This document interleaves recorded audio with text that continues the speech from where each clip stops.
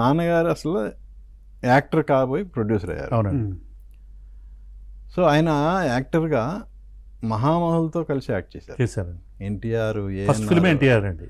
NTR, SV Rangarao. So అంత intimacy ఉంది top stars అయిన ఎన్టీఆర్, ఏఎన్ఆర్తో. కానీ ఆయన ప్రొడ్యూసర్ అయిన తర్వాత వాళ్ళిద్దరితో కూడా సినిమా చేయలేకపోయారు. బట్ రామారావు గారు అంటే నాన్నగారు చాలా ఇష్టం. ఆయన బ్లెస్సింగ్స్ ఉంటాయండి ఎప్పుడు.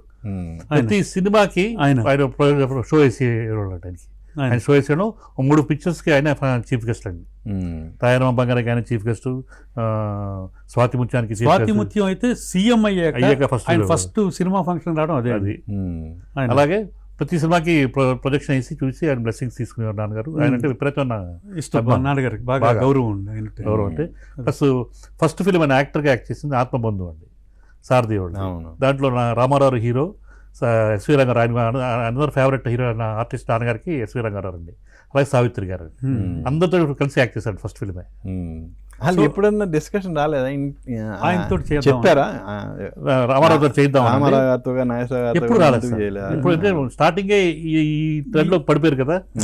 తాయారమ్మ ఫస్ట్ సిరిసిరిమవ్వ చిన్న ఆర్టిస్టులు, తాయారమ్మ బంగారు ఏజ్డ్ కప్పులు, ఎవరు సత్యనారాయణ గారు, సాకర్జానికి వచ్చి యంగ్ కపుల్స్ 2 చంద్రమోహన్, అప్పుడు యంగ్ అనుకుంటాడు చంద్రమోహన్ అండ్ రాఘనాథ్ గారు.